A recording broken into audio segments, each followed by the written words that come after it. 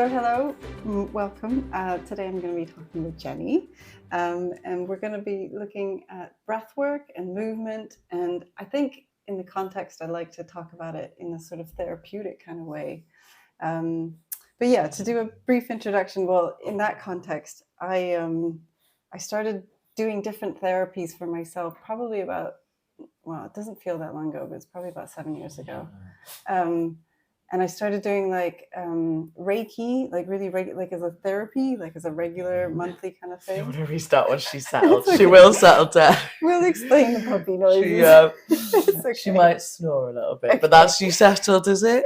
No, it'll add some soundtrack. It'll be fine. Yeah, and then so recently, this year, I went to a couple of your breathwork workshops, and I loved it. I think it was amazing. It was really powerful for me. It really like completely shifted my energy, and well, we'll get into the details of sort of what happens, but it was a bit trippy for sure. So yeah, I thought it'd be really interesting to talk about that as a kind of a therapeutic practice, and then about you as well, and how you kind of got into everything wellness and movement and breath work. So yeah, welcome, Jenny. Cool, thank you. Yeah, so maybe we can start with a little bit about you, like sort of maybe a bit about where you grew up and what kind of maybe drew you into like wellness and movement, or any particular influences you may have had growing up. So I'll try and keep this concise because I can. I think I did an interview recently where this just went off on a tangent for 2 hours, so we're not going to do that today. You're welcome. You're trying. Go for it. So I'm from Newcastle originally. I'm from the north of England. I've got an accent that sounds like it's maybe from the north somewhere. No one really can get where it's from apart from the odd vowel. Nice. And I'm from a Scottish family. I got into yoga teaching and wellness. It's kind of like I've shifted careers a few times. I started off as an actor years ago. And then from there and through teaching a bit whilst at drama school, I got into teaching dance classes for hen parties. Interesting. Then I set up my own business, and there's a British wedding award. It's not there anymore. It's in the next room. There was a dance class business for hen parties. Cool. Running them around the UK, did really, really well, and was my career because I've really always loved teaching, and that felt like a beautiful way to get into it without being like a qualified dancer or.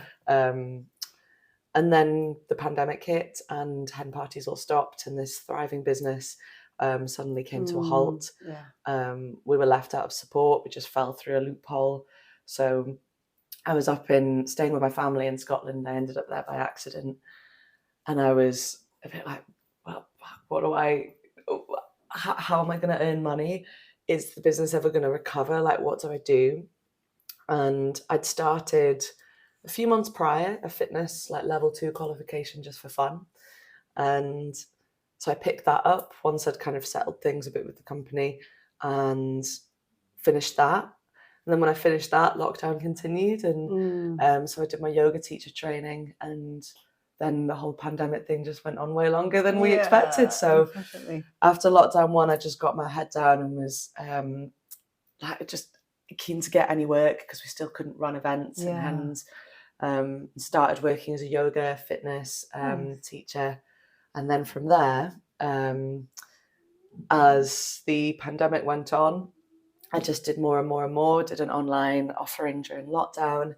And then when the world opened back up again, the company recovered, we relaunched it. Nice. I was teaching a full fitness timetable, and by then I'd kind of felt like my focus and my attention was moving more towards that side of things. And even with like a big team and an assistant helping me with the running of the company, it just felt like my passion for hens had gone. So after a really different industry, and after a year there, I chose to shrink the company, then close it. And I then just organically kind of found, I started with fitness, then yoga, then did lots of cycle, and I've just moved more into the wellness sphere. Interesting. I'm very curious because I've never heard of like dancing for hen parties. So no one has until you hear of it. It's a thing though, obviously. It is a thing, and it did. It's because I'd never heard of it until I got the job. See why this can easily get derailed for like 2 hours. I mean, I'm very curious. We can't ignore it. It was essentially, I've always loved teaching. My mum, it was after I became a teacher, a yoga teacher, that she said this to me. She'd never said it before. I was quite poorly when I was about 13, 14. I had an eating disorder, I had depression, I was in hospital for my eating disorder, and it was quite just a rough time. Yeah. And I had come out of hospital a couple of months prior, and we'd had this ski like trip booked, and I was away with my family and like another group of families, and my brother and sister were at this like little like kids ski thing for the day, and they just couldn't get it. And my mum said that I was not in a good place, but then as soon as I was like, I'll spend an hour with you at lunch because I knew how to ski, and she was like, the way you broke it down and the way you made it understandable, she was like, I saw you, number one, when I hadn't seen you smile for a while, just really light up, and number two, she was like, you just got them moving in like 20 minutes. Amazing. She said that from there she thought I would be a teacher. She was like, it's just your thing. Yeah. She never told me at the time. This is like 20 years later she told me, or 15. But yes, when I was in Bristol at drama school, I went to Bristol Old Vic. I've always been quite a grafter, and I really wanted to get some work at the weekend. And I used to just do all sorts of mad jobs when I was in London, like what I could find on Gumtree. I'd be like, yeah, can do that, and kind of blag my way into a variety of stuff when I was younger. Yeah. And the hen party dance thing just was an advert on Gumtree. Okay. And because I'd loved teaching, but I'd always been aware of like, oh, I can't be a dance teacher because I'm not a qualified dancer. That's not an acceptable thing to blag. Right. But a hen party dance class, all you need to do is be able to... just for fun. Just like, for fun. Yeah. Okay. And it's the nicheness is almost... There's only so many activities you can do on a hen, like apart from like drinking. Yeah. But if people don't drink or they want something else, it's like, what do you do? It's true. And so I did it through some agencies when I was in theatre school, and just loved it. But it was quite disorganised when I was working with the agencies, and so when I left, I kind of saw an opportunity, because you're right, it is a super niche market, a niche one, but there's so much business there. Wow. So just the two things works. Cool. Of like, there just wasn't many companies on the market doing it well. But there are others. But there's loads of bookings. Yeah, there was about 7 main competitors. Wow. We all made friends in lockdown, and it was all quite friendly and nice. That's cool. So yeah, that was a big era, and I moved out of acting temporarily to do that, because it just went way better than I thought. And then when I moved into yoga teaching, I was like, it was always this. It was never acting. Interesting. And I don't act at all anymore. And I now view acting as a way that moved me into this instead of vice versa. I can tell as well from your workshops, like you have a great like speaking from the diaphragm kind of voice. So I'm sure that definitely comes in very handy. You know, I think my training really did. Yeah. I think I really like to create multi-sensory experiences, not like shows as in like a performative element, but there always is, because I think try and create an experience, whether it's music, whether it's sound, whether it's atmosphere, whether it's the space that I'm making. Yeah. And I think that the theatre training, that's where it weaves in. Yeah. Yeah. I was reflecting on that recently. I can't remember what I was at, but I was thinking it's always really nice when, I'd gone to, actually, it was a lecture of psychologists, but the woman speaking had a background in theatre as well. And I thought, people who have that background, they always make the best like facilitators or speakers, or like, they just have that ease to be able to engage with people, which is very cool. Yeah, very handy. And there's it even plays into, I've got a microphone, which is what I'm pointing to, that when I was just graduated from drama school like 10 years ago or so now, maybe just less than, I got for voiceover work. Did I touch it as an actor? Once. But I still kept it, because I was like, it's such an expensive piece of kit. And then it's since I've become a yoga teacher that I've used it, because I used it to record meditation. Right. So it's like, it just ties in one to the other. And it's funny that the thing I bought for that purpose has actually ended up serving me in wellness. Very cool. Okay, so I guess in terms of your like transition into like teaching yoga and wellness and moving out of hen parties, was there any particular, like, I don't know, influences or books or people that, really just kind of stimulated that shift for you? I think, but one person for like each stage. Like, I think cool. It was actually just before lockdown that I had the first yoga class that I feel like I really resonated with. like I used to go bits. I used to just be really into fitness. Yeah. And there was this teacher called Thomas in East London, Thomas Thoreau, that I really enjoyed, and he was super warm, but Nice. I never really got into the spiritual feel of it. I was just there for a yoga class, and Yeah. he created such a nice inclusive space that that started me regularly doing it. And then just before lockdown, must have been 2 weeks before, I went to a class taught by a teacher called Jared, and I was the only one there. And there was just something about the way he ran it, and I left being like, I feel really shifted somewhere. And I think 6 months before, I was going through a breakup, and I did yin yoga for the first time, and I was like, oh, I'm crying, but this actually feels like safe and a way to process. So all of these teachers served as inspirations, and then the more I practiced, the more like another teacher would come in, and I'd be like, oh, I love how they do it. Like a teacher called Leo Oppenheim was one that I did a lot of online training with during my 200 hours, and he has inspired the way I use music. But then it's almost like you take their inspiration and then you make it your own. That's very cool. And we all do that with each other, and I think it's a nice culture of like, oh, I love the way that person works, let me feel how that works, but let me make it my own and find my voice with it. So it's almost like each layer is just kind of picked and mixed a little bit from that's people. very interesting. I like that. I've got a funny relationship with yoga myself. I've never really been that, I don't know, I didn't really gel with the kind of spiritual, as it kind of, I think Madonna being the catalyst, and then it kind of rocketed forward into sort of Western culture and then developed into this very different sort of, from what it was, originally intended for, kind of thing. But I think now it's kind of moved past that, and like you can definitely find your own vibe within trying to practice yoga. And obviously it's so good for you physically. I try to do it at home every now and then. Like it'd be great if I could get to a class, but busyness just is the biggest problem that I have. Life could do that. I kind of missed the boat over COVID when everybody was doing everything online. I think that would have made life a lot easier. But anyhow, I'll get into it properly one day. So you started picking up like movement, yoga, and wellness as kind of like your next career. And I was wondering, like, it's a pretty saturated market in London. Did you have any major challenges, or was it, I don't know, just finding your niche? Was it fairly easy to navigate? The challenges post-COVID was, in the midst of COVID when I started, was studios had no money.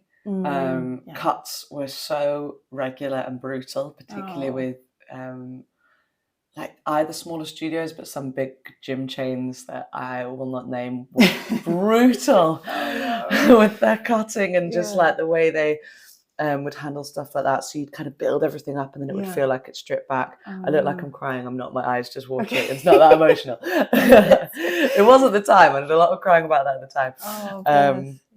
But for me, I think one thing that I do notice is a skill set of mine that I value is I enjoy business building. And so it was literally like, I have nothing. I am starting from scratch. No one knows me. Who's going to give me work? And I hustled the hell out of it. Like I was on with the help of people. I think that's the key thing is people can often be so helpful, and they really were. Like other instructors that I knew and respected that I spoke to, I'm like, I'm just starting out. I have no idea what I'm doing. Can you just help me? And they sent me cover groups and put me in touch with studios. But the graft was really there, in that it would be, I'd be on these cover groups 5-6 times a day, and it would be like, can someone cover like a cycle class 2 hours away for like £15? And I'd be like, yep, I'm there. And I was that person for a few months, and I just was like, you need me here at this stupid time, I'll be there. The pay is rubbish, I don't care, I'll be there. And it's quite old-fashioned, that way of working, but it worked. And I built up a schedule quite quickly. And then once I had a schedule, it's much easier to have a CV and reach out to people and get word of mouth. And it built quite organically after that. Oh, that's good. That's good. So you kind of float between a few different places, I'm guessing, and like, you can run your own schedule essentially. Yeah, which has its positives and its negatives, but yes. Yeah, cool.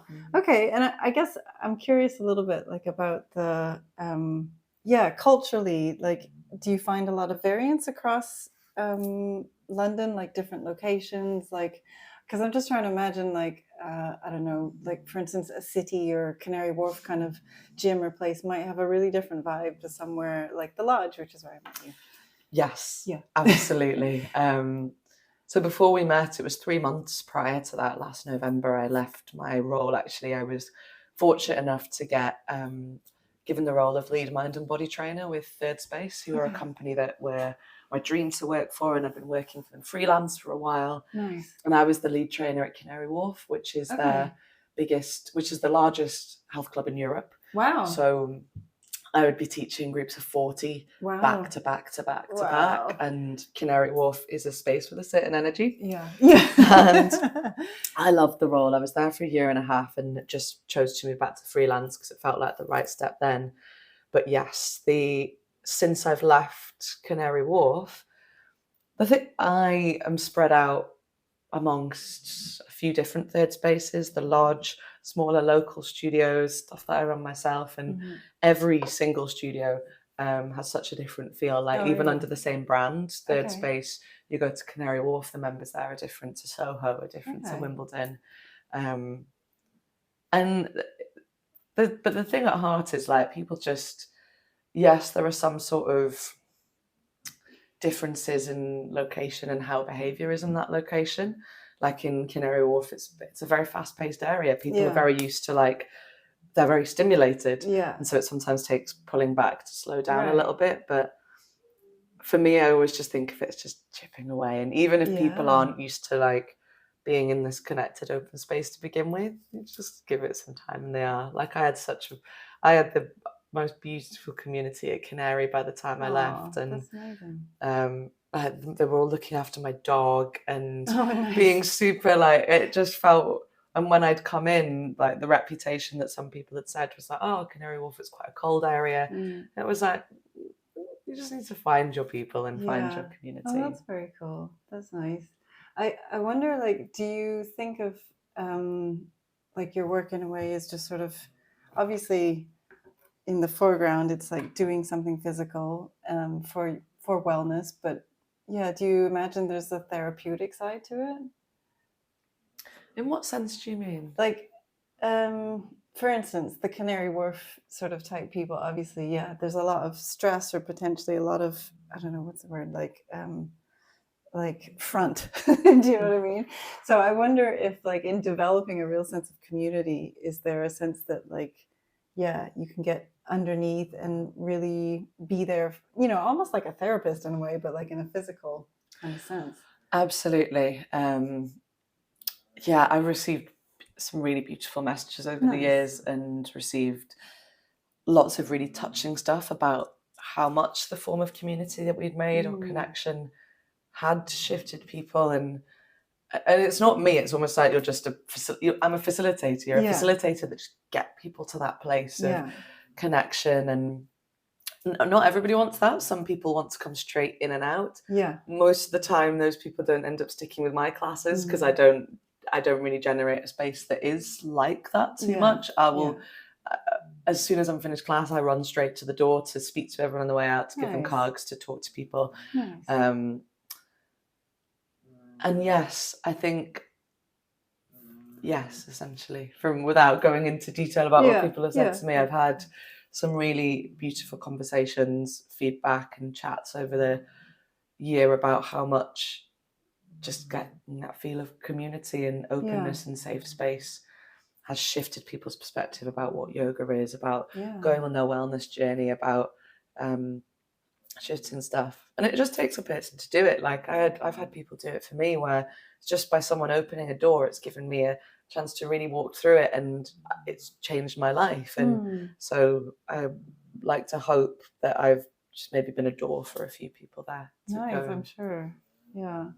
Yeah, I find that really interesting. I think I in my dabbles into yoga, I've come to understand, like, the physical, like your body doing, because I always said I'm not very bendy, I'm not very stretchy, and like it's not my thing. But then I've realized, like, it's actually more about the mind and like and like sitting with it, and then the emotional side, like you said, like sometimes, you know, the frustration or the difficulty that comes up is actually the purpose, and I guess tapping into that or just having the mindfulness to connect with it. So I'm a bit slow, maybe late to the party, but like and the body is almost like, for me, the least of it, which we find really hard to unpack, especially in spaces where you're like, oh, that person's doing that thing and I can't do this and I can't. Me personally, it's about connection to body, tuning into what your body's giving you, shifting stuff that is in your body. It's just another modality of, I'd say at the end of every single class without fail, and it kind of ties into what you were saying. It's something that makes people like laugh, but I really seriously mean it. I'm like, have a beautiful day. I say all the chat about where to find me, and I'm like, be nice to yourself, please be nice to other people, and that's how we're going to change the world. And it sounds so ridiculous and cheesy, but I'm like, that when, for me, we shouldn't just be here for this like self, which I think sometimes we can get. It's like, just if you go by those principles, like it's a very, very baseline. Just be kind to yourself, be kind to those around you. Yeah. And I really try and drill in, like, remember that, guys. Good. Don't, if I get so upset, and I've told people this before, when we do this class and everyone's all like, peace, love, and then I go downstairs and I see someone being really rude to the concierge. And I'm like, no, it's not just for your mat. This is practice, whatever we're showing up for, that is hopefully going to lead us out to be making a better footprint on the world outside here. Definitely. Yeah. No, I definitely believe in that principle. I think because it can be really overwhelming to look at like trying to fix the world. But obviously it starts in what you're doing, where you are, who you're with, and just showing up in, you know, the best way we can. So yeah, totally agree. Okay, well, maybe we can move on to a bit of like talking about breath work. And I guess this is a further development in terms of wellness and movement. And do you want to tell me a bit about how you got into it, how you found it? And Sure. So I was on a retreat that had a focus around some plant medicine, and I had a really powerful experience with plant medicine the day before, and then we were doing breath work the next day. And being a yoga teacher, I was like internally like, oh yeah, pranayama, breath work, I get it, done this before. And it was a conscious connected breath session, and I had just as powerful an experience of just breath as I did through some really powerful shape-shifting stuff the day before.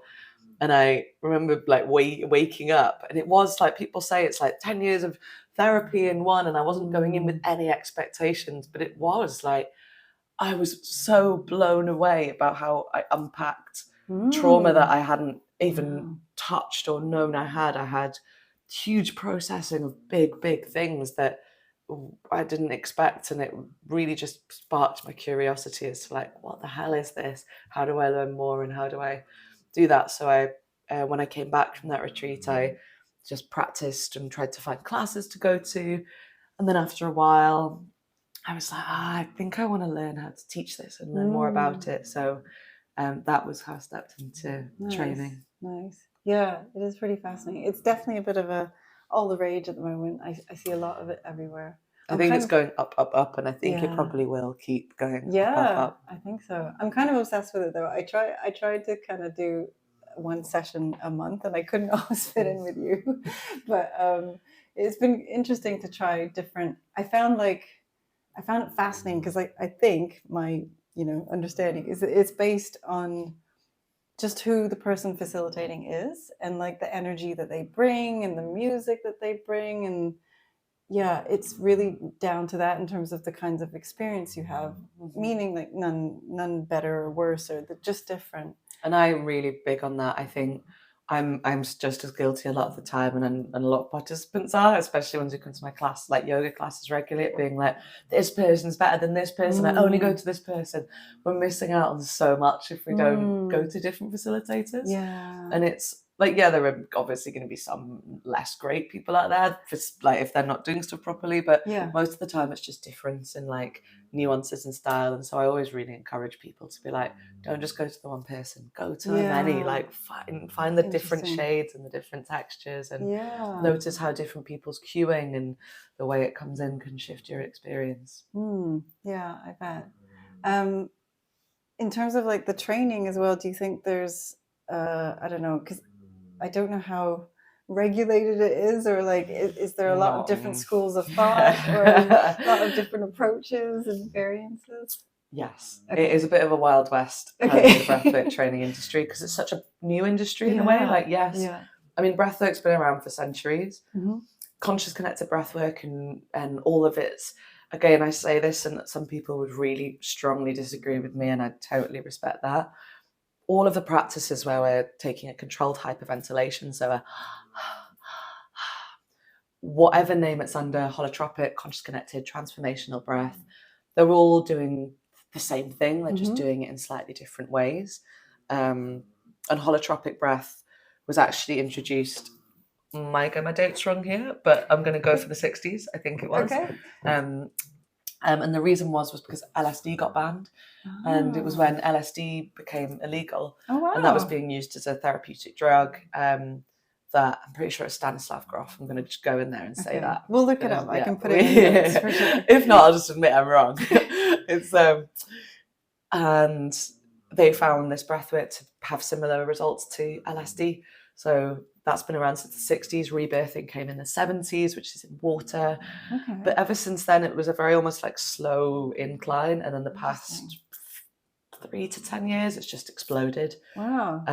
But because it's been this big explosion, everyone has a course, everyone has an opinion. There's a lot of I think it's finding its feet, but currently I think it's quite problematic how many trainings there are and how currently unregulated a lot are. Like I won't name names of who I trained with, but definitely a few of the trainings I've done were not sufficient to be a breathwork facilitator, and now I have done it for a while. I see that even more.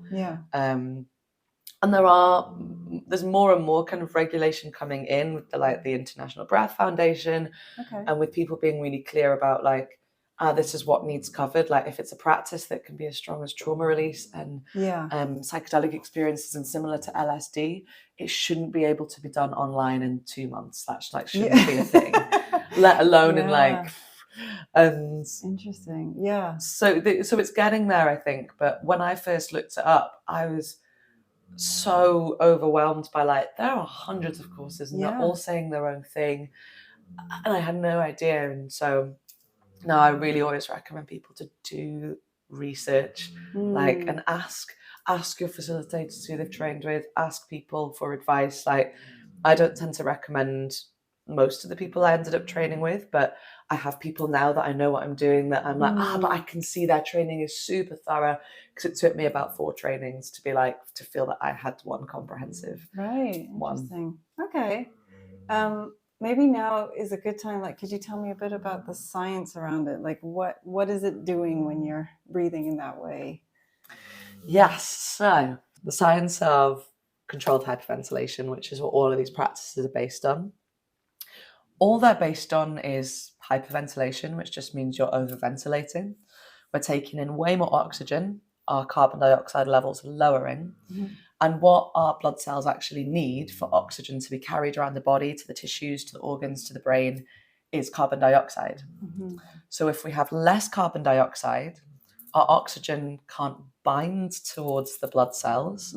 So whilst we have loads of oxygen in our body, it can't actually bind to the cells. So it can't be taken to the brain as well. It can't be taken to the organs. So our O2 and CO2 levels in the blood, in our organs, are shifting. And as long as you're not working with a few conditions that I'm sure we'll chat about later, it's usually to a perfectly safe level. And it causes something called respiratory alkylosis, which is just, again, the change in acid and alkaline levels in the blood. And what that does to the brain, I'm not going to go into which parts because I feel like I always get them muddled up. It just lights up certain parts of the brain, usually things like the memory center, and it dampens down kind of the ego, that monkey mind chat. So in a safe way, by altering our CO2 and O2 levels, we're changing how much oxygen is going to the brain, and that's just giving us that shift in response. And then what some people say that it's scientifically proven. I don't think it is. I think it's probably on the way to being, and it totally makes sense that it is. But some people, or lots of people, say that the body actually produces with this breath practice its own DMT, which is a really heavy, powerful psychedelic. Okay. It's a main component in ayahuasca and others. So it's why lots of people find breathwork journeys very similar to psychedelic and plant medicine experiences. Interesting. That's way more than I knew. I didn't know any of that. I had no idea for ages, and I will talk about it in a bit more of a crass kind of basic setting like that sometimes in sessions, because I think it helps us to understand. Some people just go in spiritually. It's like we're shifting energy, we're clearing stagnant things, we're moving, we're shifting. And for me, they're just tied in together. But it helps us, especially as Westerners, to feel safe, I think, understanding the science and to be able to let go and trust rather than just being like, some people find the weird like shifting energy. They're like, what the hell, I don't get it. And I think knowing the why can often get people leaning in a bit better. Is there an ideal sort of time frame around that breath work? Like if you did it for too long, you might, I don't know, step into something, trigger something in your body. Or if you don't do it for long enough, you wouldn't quite activate XYZ. So again, there's some different schools of thought on this. Okay. I personally have never taken anyone through more than max an hour journey. Okay. That's not to say that you can't. I think if you go into the hour and a half, the 2 hours, you are going into kind of more holotropic territory, which is a lot deeper. Interesting. But it's just not a world that I've ever really worked in, because for me, I feel in the sessions I run, I find max an hour, usually between 35 to 45 minutes is enough. And that's the full breathing time, like full breathing time. Yeah. Okay. And someone I trained with who I really like, she's actually, I'll name her because she's great. She's a facilitator called Patricia Canaz. She believes that you need 30 minutes at least to get into it. Okay. And that it's almost like you just won't start experiencing the big deep shifts where you go into the state of flow, because of the first bit it always tends to feel like quite a lot of work for people. Like I say at the start of every class, again, to try and make people feel safe. I think for 90% of us, the first 5 to 10 minutes, even me a lot of the time, and I breathe loads, our ego is trying to stop us from going in. My throat's dry, I don't think this is going to work today, am I doing this properly, this is really uncomfortable, the air is quite like it's all that chat and it just feels really hard, and that's where I encourage people to just keep going and keep trusting, and just trust that everyone else is probably finding similar. But saying that, I have had people, I did a taster last week as part of Third Space takeovers, and it was just 3 rounds of 3 minutes of conscious connected breath. So I didn't think we'd get any sort of emotional shift at all. It was just more like, this is just to kind of feel into it. And in a way, almost just to bring you up and bring you down, and you might feel a real state of deep rest. And a few people did seem to go to some deep places. So likely, I think I always recommend half an hour minimum. Otherwise, but I mean, I've seen it. It's not impossible for people to go deeper quicker. And I've been in sessions where someone's just gone straight in a few minutes. So I find it so interesting. I tried to do one session by myself, like, because obviously you just time it and you can play some music, and it was not very effective. Like, I really feel like you need a facilitator, you need someone to kind of guide you. And I don't know if it's like an energy thing or what it is, but I find that really interesting. I think so. I breathe occasionally by myself, not much. Usually it's just if I have a new playlist and I want to test it out. It was Patricia, again, she was like, if your music is medicine, if you're not actually tasting your own medicine, how do you know if it works? So it'll be, if I put something new together, I'll breathe to it to feel how it is. And I don't enjoy breathing on my own as much as with, and I think pre-recorded guides are a thing of safety wise. If you're newer, I only started breathing by myself when I've been teaching for a while. I always recommend, if you're newer, or just, for most people, in person is better. However, there are some fabulous facilitators who do run online breathes. It's just finding the right ones that make sure they're doing it safely. Because the stuff that happens that, I mean, there's lots of stuff I've witnessed where you need someone there, whether it's trauma release, whether it's stuff that's happening with your body, whether it's the fact you just stop breathing for a while, that, where that person can be really beneficial to have there. And obviously online, there's no way you can get through. I can't get through the screen. Actually, as well, I noticed in your workshops, like, you would come around and, either say something to us or just like a light touch. And I found the touch really helpful, like, just to get you focused in that part, or, you know, just, yeah, it had a really beneficial impact. So I think live is really helpful for sure. Yeah. But I've done some great online ones recently, but I don't know if that, but also I trust who they're with, and I also can see as a facilitator, they're not taking people super deep. They're just like half an hour breathe and then they're back. Yeah. It's not like a go one. Yeah. Which for me would get a bit dangerous, I'd say. Yeah. Okay. Well, could you tell me about some of the, like, I don't know, reasons or conditions people shouldn't, or the dangers, I guess, the safeguarding around it? The big ones are epilepsy, anything seizure related, because you're altering your brain chemistry, heart conditions. And then there is quite a big list of things to be mindful for. And again, and I'll hold my hands up when I first started facilitating, and I think just more and more and more recently, I'm being super clear on this. I wasn't giving these like out really clearly because I had not practiced facilitator too hard. And then the more I do it, the more I'm like, people really need to understand that, yes, this is safe, but there's so much that can happen. Yeah.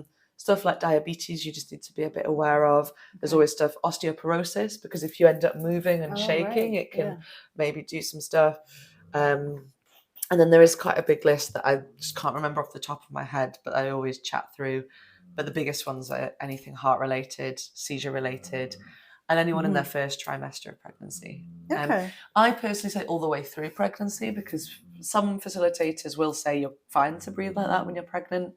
For me, if we're still proving a lot of the science of it, and a lot of trained facilitators say no to it, I just think, especially when you're doing something as delicate and as emotionally taxing as pregnancy, and something that you don't want to mess up for the sake of a breathe. Like for me, I just always advise people to just like maybe wait, or come if you want to come, and maybe you just do the softest breathe, or you be in the space and that kind of thing. Like I did have someone come into the space the other day with a pre-existing condition, and this was after, because this isn't meant judgmentally. I'm sure I don't read emails loads. She just hadn't read any of the stuff. She hadn't read the waivers. She hadn't read any of the things. And it was during the opening chat, and this is why I say it so clearly now, because even when you've sent it, just sometimes life happens. People don't read stuff. And I was like, just to be super clear, the only things you really need to talk to me about are, and just listed them off. And she just whispered to me before we started that she had this certain thing that is a contraindication.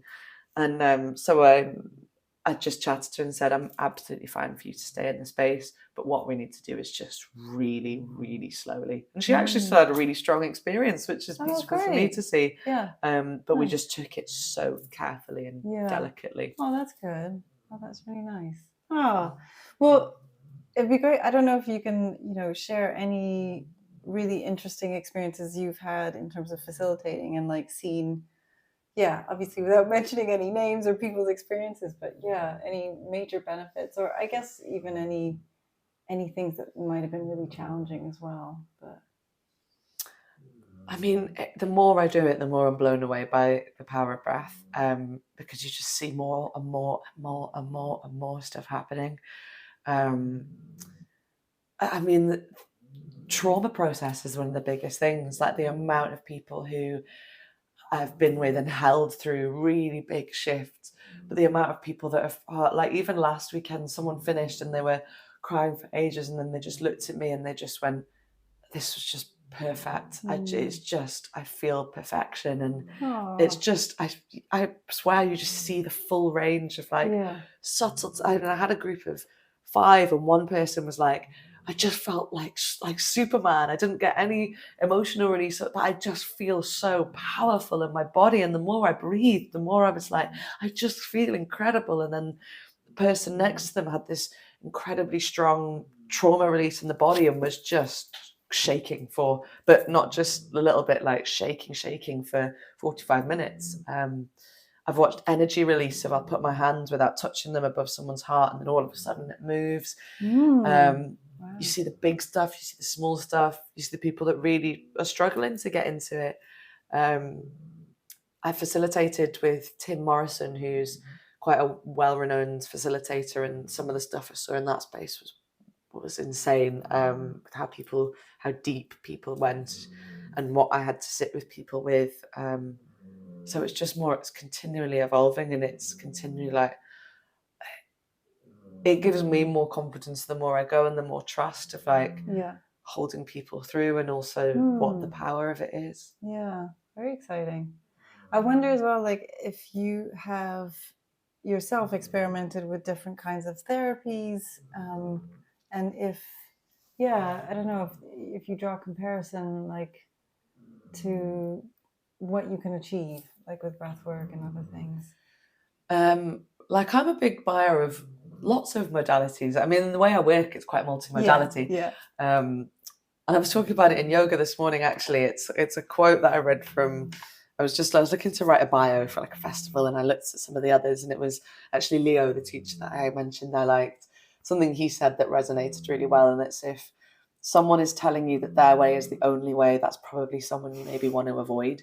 And I just wholeheartedly believe it. How the hell can you ever know you're right? Even if you have scientific proof, science changes all the time. So you can say, I think this is.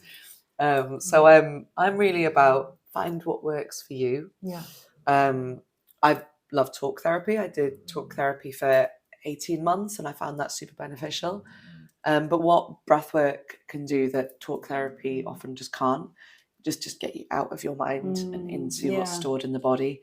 The body keeps the score. It's also a way of processing stuff for those who aren't ready to talk. Stu Sanderman, who's a great facilitator who runs Breath Pod, I worked with last year, he says he got into it because his partner died, and he found that a way to process emotion that he just didn't feel okay to talk about, and that's what got him into it. And it's a very similar experience, or has lots of parallels to psychedelics. In the journey that you go on and the things that happen. However, for me, the difference between like a breathwork journey and an ayahuasca or psilocybin trip is you can get off the ride. Like, yes, stuff might come up that feels really hard, and you might have to, if it comes up, you still might have to do the work to process that. That actually brings me back to one other thing I think is really key to say about who shouldn't do it. You never shouldn't do it, but you should always just be aware, like, it can bring up stuff. Like, so if you're feeling like you're not in a space where you're equipped to, or have the support to deal with something big coming up, I always advise maybe just taking a pause and seeing, okay, is there something, am I ready to deal with stuff if it comes up? Do I have the support system? But yes, compared to like a psychedelic journey where once you've had it, you're on the ride first, however long it's going to last.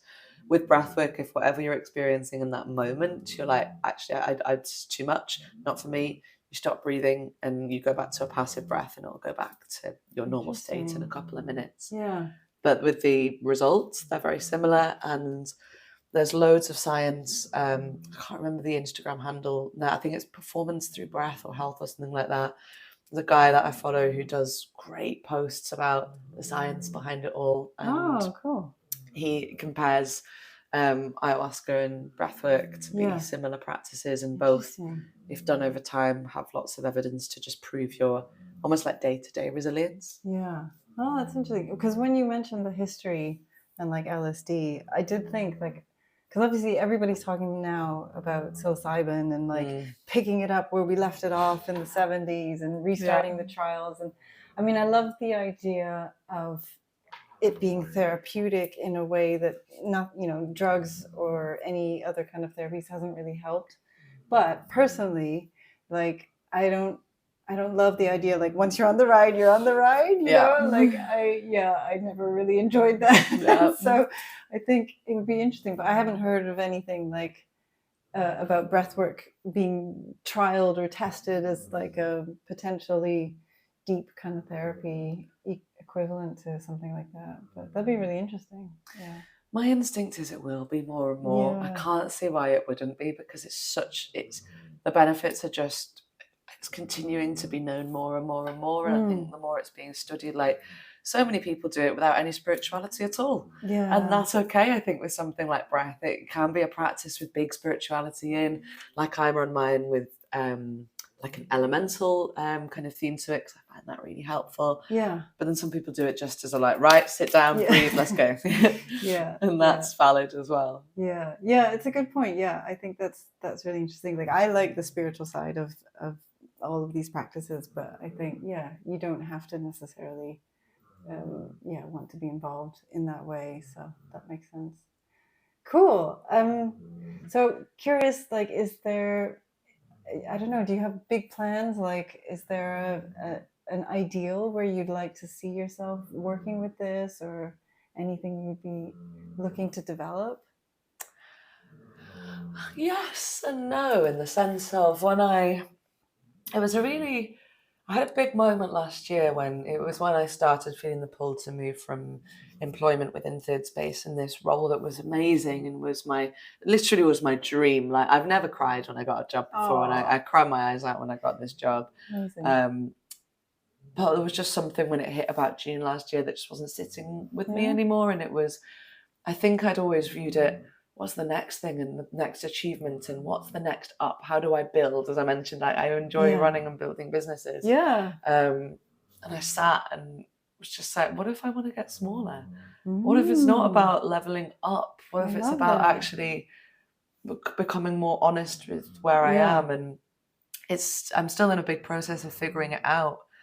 But I don't think I want to be someone that's a big name or that kind of like face or brand. Or I think a part of me sometimes thinks, do you? And then I think probably not. But the one thing I do know that I want to do, and I'm still feeling into exactly how, is just continue to build experiences, continue to better myself and what I offer, continue to build community.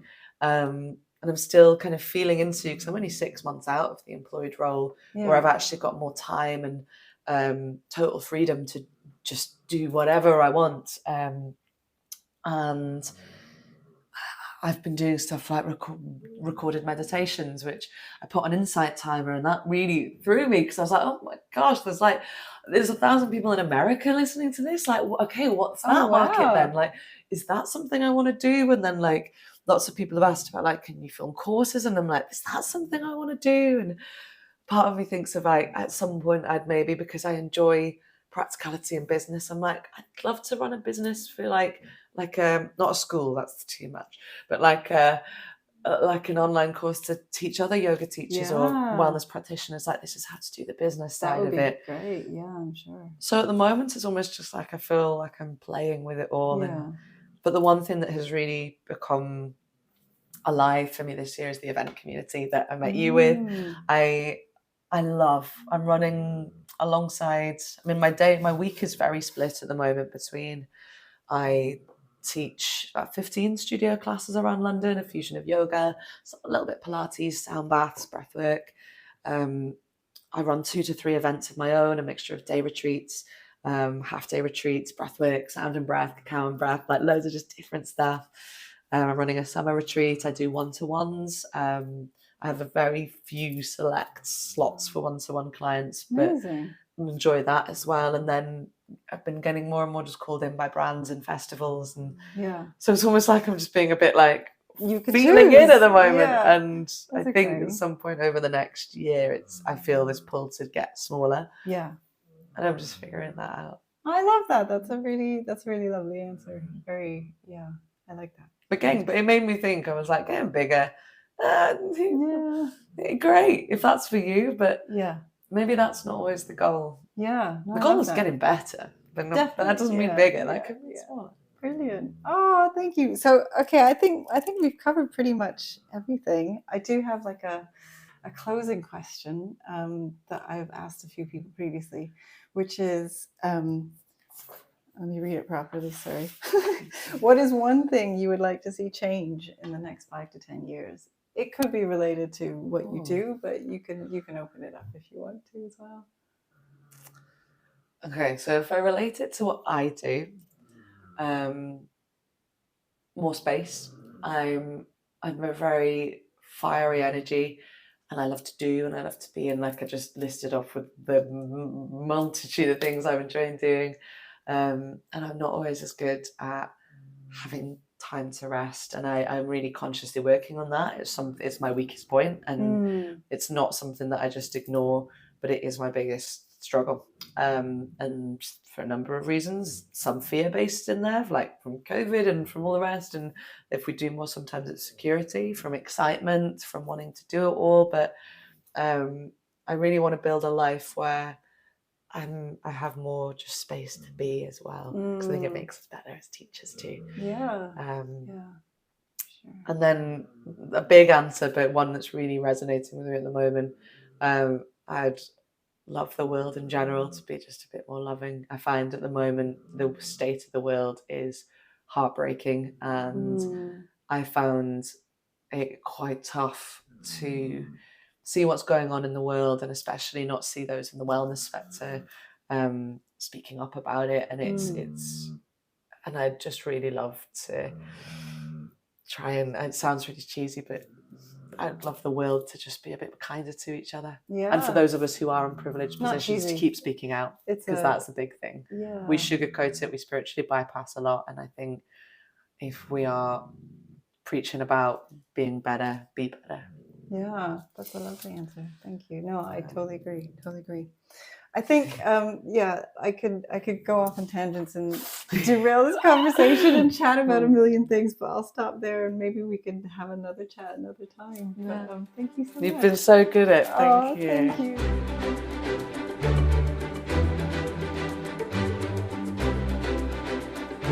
you.